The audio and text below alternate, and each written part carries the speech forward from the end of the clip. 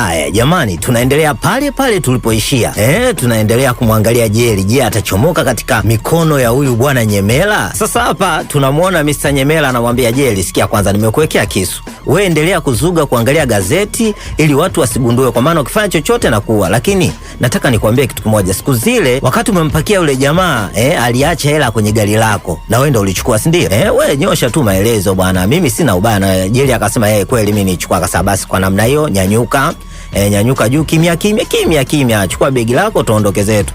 Lakini bwana Jerry huko akaona dai bwana huu msala, akaamua anshe fujo. Akaona hapa bila kujiokoa hapa sitapona. Moja kwa moja akaansha mita, miguu inamuokoa sasa. Na begi lake atupi.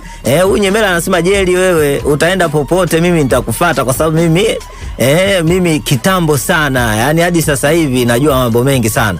Kwa hiyo akawa moja kwa moja anamfuata taratibu, hataki watu waweke taharuki.